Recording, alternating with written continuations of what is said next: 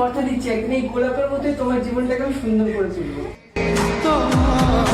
আমি শুধু চেয়েছি